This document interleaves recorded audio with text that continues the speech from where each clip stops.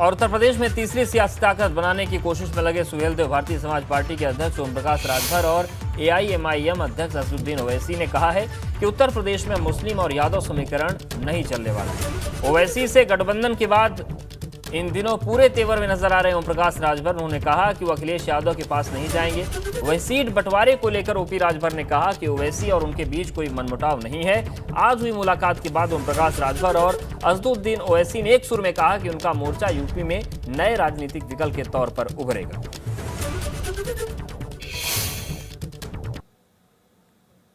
देखिए, राजनीति में कुछ चीजें हैं वो अंदर अपना रहता है, जैसे हाथी के दांत दिखाने के कुछ और खाने के कुछ हैं। हम लोगों की सीटों के संबंध में कोई विवाद नहीं है। जहां तक सपा बसपा कांग्रेस की बात है, बीजेपी को शिकस्त देने के लिए, बीजेपी को हराने के लिए जो भी लोग हमारे साथ आए हम उनका स्वागत करते हैं। अब राजनीति चलेगी डेवलपमेंट की, अब राजनीति चलेगी इंसानों की जान बचाने की, और राजनीति चलेगी कि कौन बेवाओं से इंसाफ किया, किसकी वजह से बहनें बेवा हुई, किसकी वजह से बच्चे यतीम हुए, किसकी वजह से लाशें गंगा में बह रही हैं।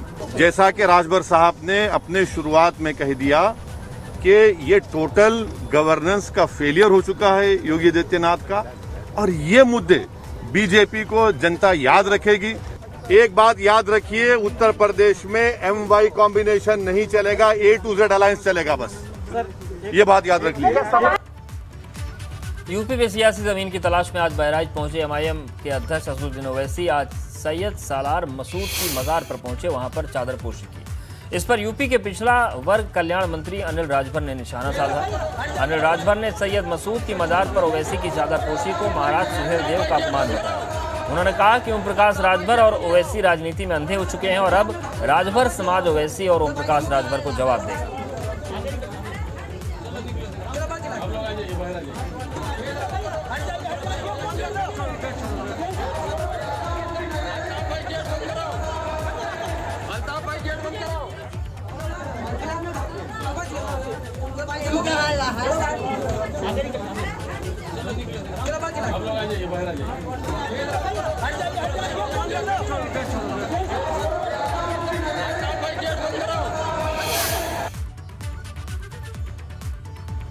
ओवैसी और ओम प्रकाश राजभर, ये दोनों लोग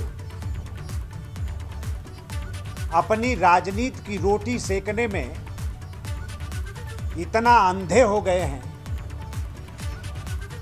कि महापुरुषों का, वो भी महाराजा सुहेलदेव जैसे महापुरुष का अपमान करने में भी इन लोगों को कोई हर्ज नहीं, कोई इनको गुरेज नहीं।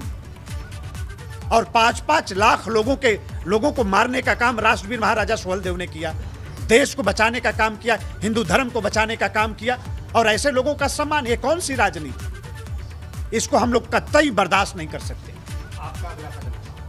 बिल्कुल ऐसे लोगों को नंगा करना, राजभर समाज को खड़ा करना, और आज के बाद ऐसे लोग राजभर समाज की बस्तियों में घुसने नहीं पाएंगे। महाराजा सुहेलदेव के अपमान का बदला हम लेकर रहेंगे। ऐसे लोगों को हम चैन से नहीं रहने देंगे।